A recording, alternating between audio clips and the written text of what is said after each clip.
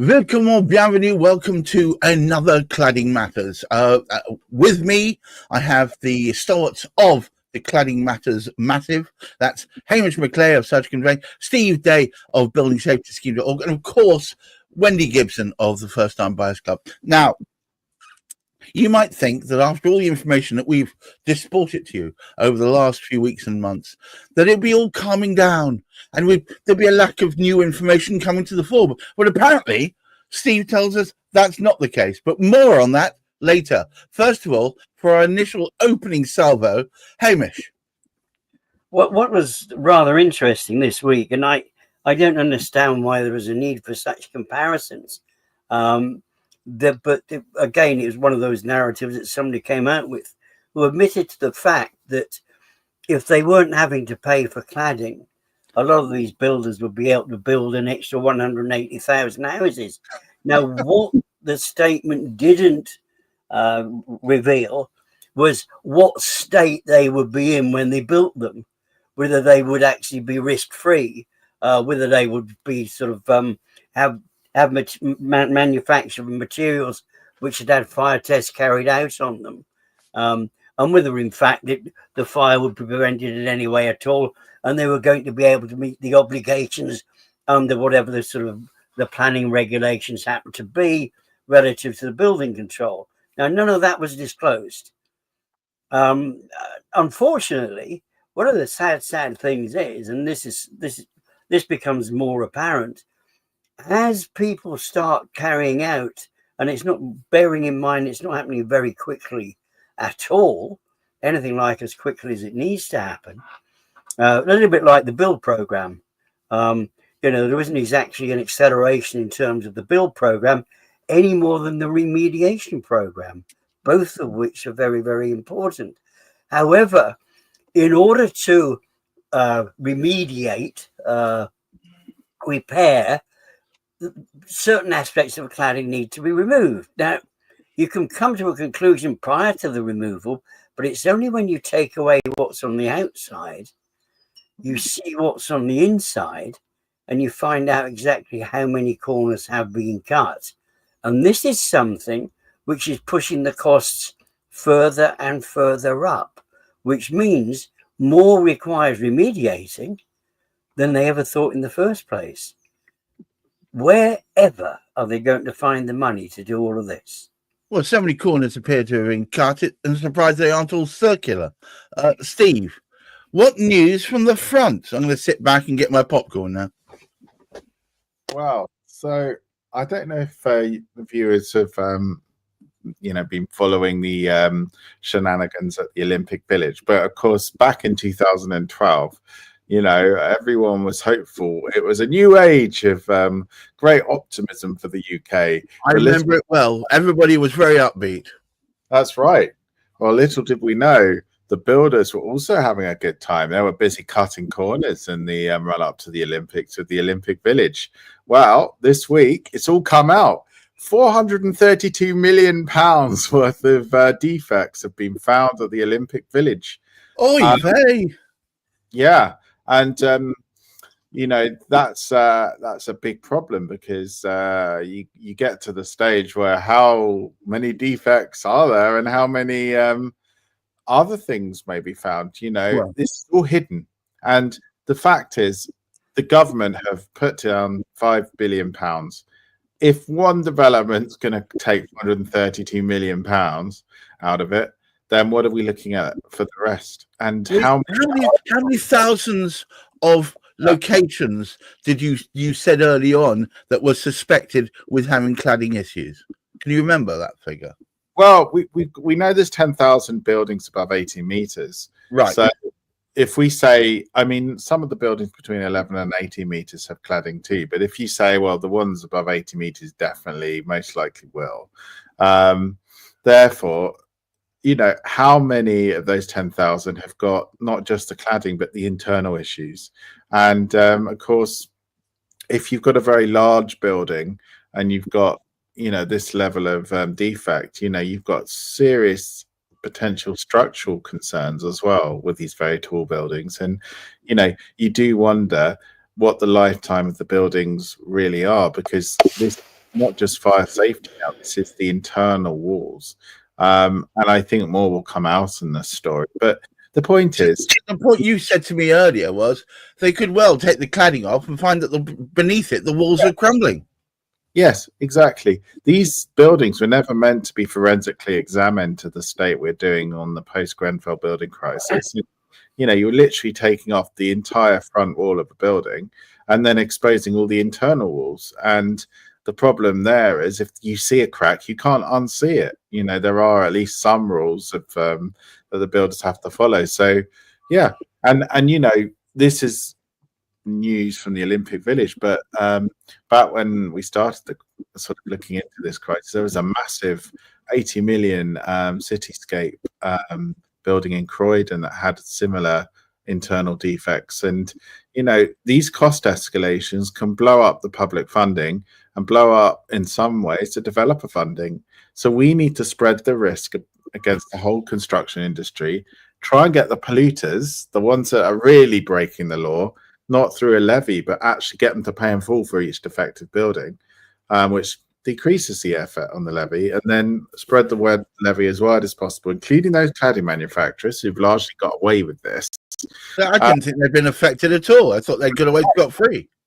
Well, you've got to get a criminal offence against them in order to get them, which is difficult, high bar. So yeah, they should be in the levy. They jolly well should.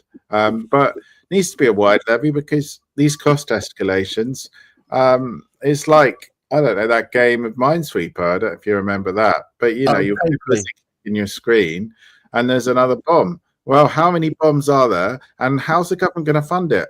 And my worry is, and you heard it here first, is that we are going to be told the Earl scheme will never work. We need leaseholder loans to spread the risk.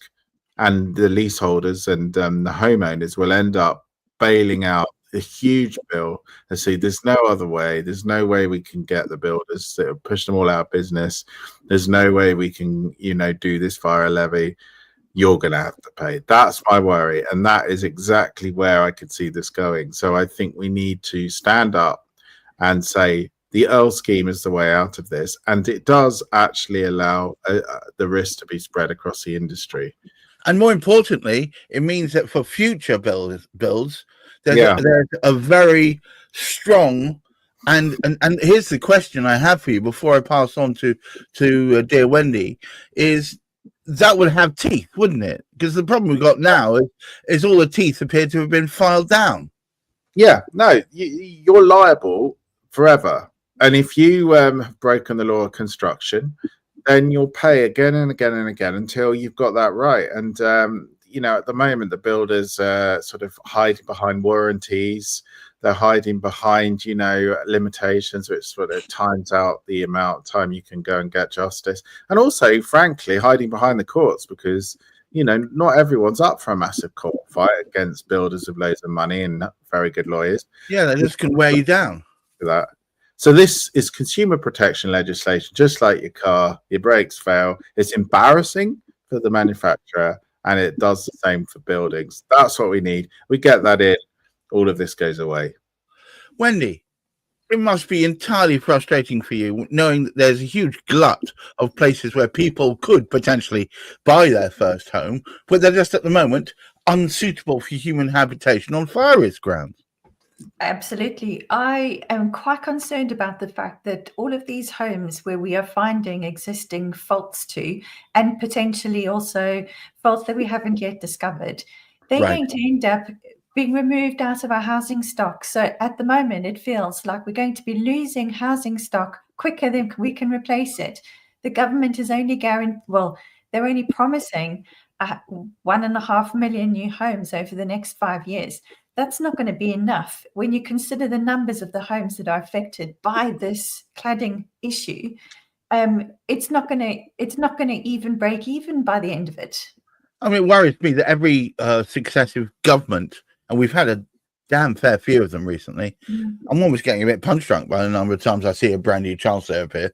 But we've had a fair few of them, and they keep promising homes to be built. I don't see any evidence of such. Do you? I don't. It's already been made clear from, I think, the Institute of Fiscal Studies that the government is not going to even meet the 1.5 million target that they've already set. It looks like they're going to be short by 200,000 homes.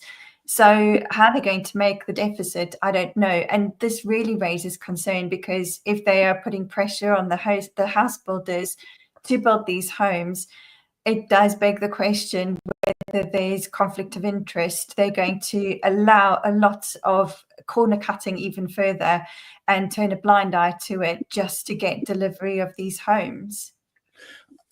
Hamish, I see a world where people are being handed bowls of papier-mâché and said, build your own home. It just seems crazy. We've got not enough houses to cope with the fact that the houses are taken out the council stock.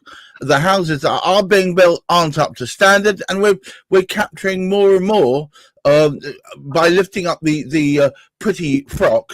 Underneath it, it's a whole bunch of holy stockings. What's going on? Well, it's a challenge to actually keep up with it. I believe it was something like 2014 when it was sort of almost suggested, well, actually it doesn't matter too much about the standard beneath what you're doing, because it was watered down as to the way properties were being built to enable, if you like, an increase in the properties. Now, that doesn't appear to have happened. I mean, there's several reasons for it. The builders don't want to build too many properties, otherwise they have to pull the prices down because there's too much stock. Oh no, that's not going to happen ever in this country, because it would take several years now.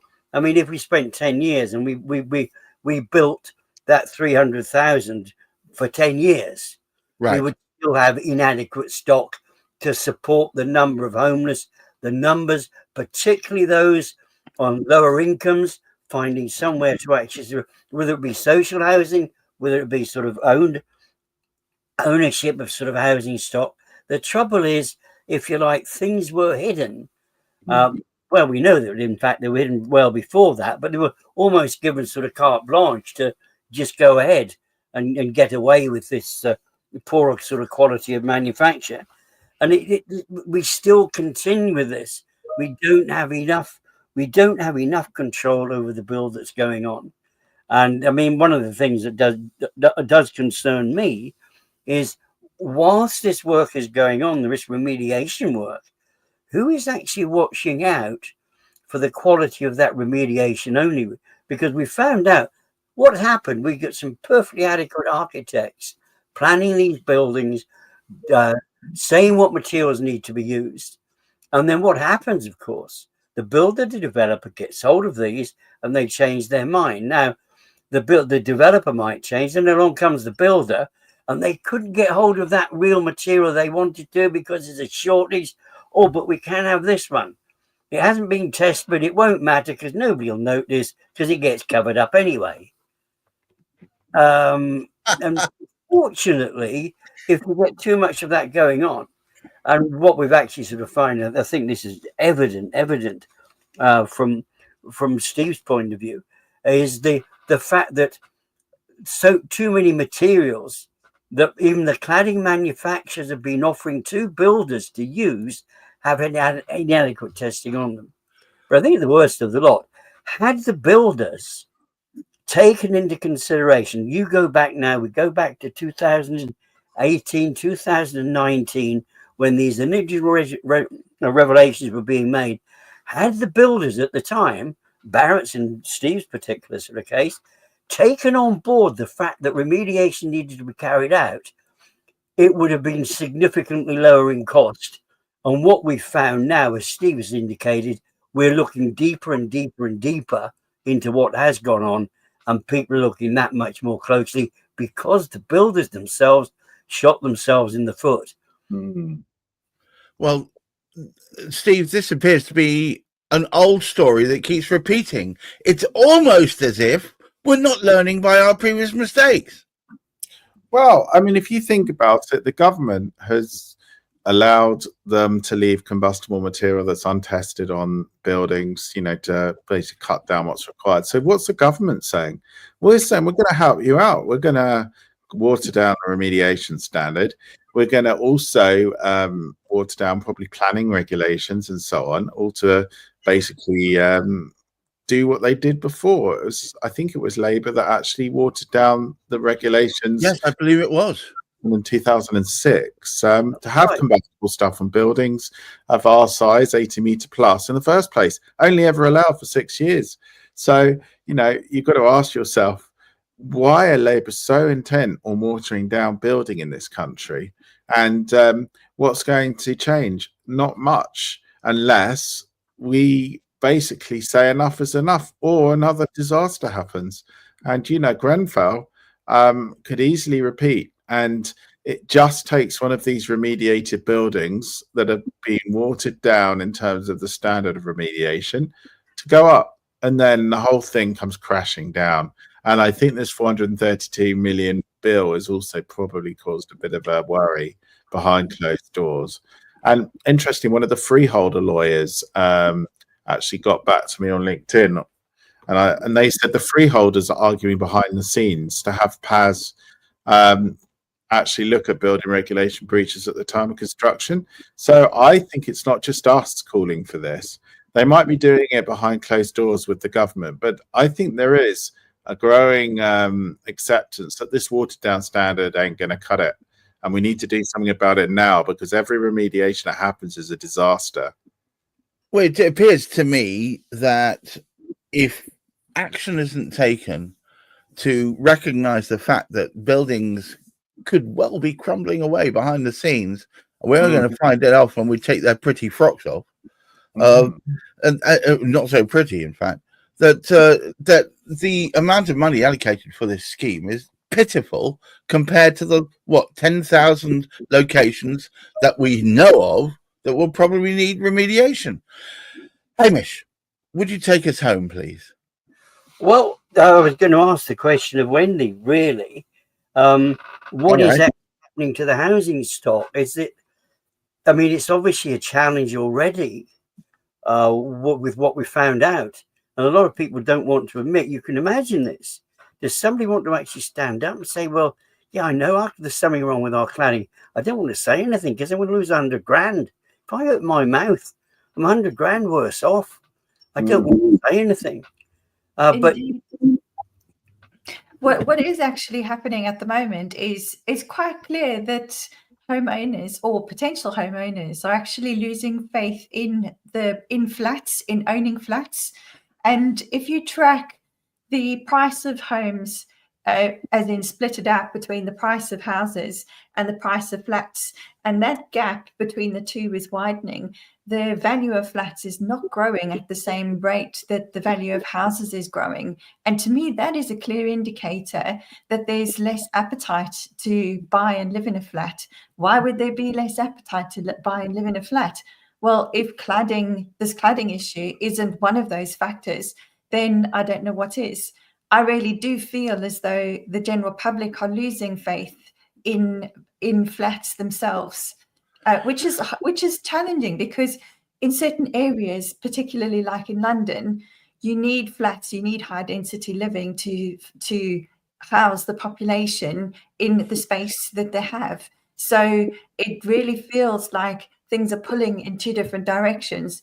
We actually really need to be building more flats because they're cheaper. They actually they house people at more than one phase of their lives, and also you can build more in a smaller space. Yet people are losing faith in flats because they are losing trust that they're actually being built to a safe standard. Well, standards are the bare minimum that we should stick to. And without standards, we've got anarchy. So I am a great fan of having good standards in place. What I would say is to all of you out there, do have faith in the Earl of Lytton's safety standards. They're well researched, and if adopted, they would prevent the Grenfell ridiculous catastrophe as it stands happening in the future, but more importantly, will enable when the future flats are built, which we desperately need, as Wendy says, because we need the high density living. It's not the space otherwise. That at least they'll be built to the right standard. Go on, Steve. So we have to say, as a society, what kind of society do we want? We've seen Trump with his tariffs threatening the world. We've seen our government bend over pretty much and say we're going to deal with this with a level head, which basically means not criticize the tariffs. We've seen basically big men in big countries take over the smaller ones and try and control the world, and talk of, just the bigger, the stronger taking over the weak, and the more, and weak in the worst sense of the word as well, people that can't fight back. And this is where we're going. And in the building safety crisis, it's very apparent that it's following the same thing. And unless we as a society say, no, we are not going to take this anymore. People have a right to live in safe homes. And if you cut corners, and if the government allows them to cut corners, then we need to take a stand. And it's the same in all areas of life where corruption is growing, I'm afraid, at the moment. We need to take a stand, and that's what we're doing with the Earl's consumer protection legislation. But it needs to be done on the basis that unless we take a stand in this area of public life, we're going to fall in so many other areas. And we can't do everything, me and the Earl and the team, but we've got to take a stand on this. This is what's come to us. I think it's very important. I think it's a very important matter. If anybody out there is interested in being part of that or helping it succeed, one of the first things you should do is visit buildingsafetyscheme.org. As you can see beneath Steve Day's name, just there, that's it, somewhere around there.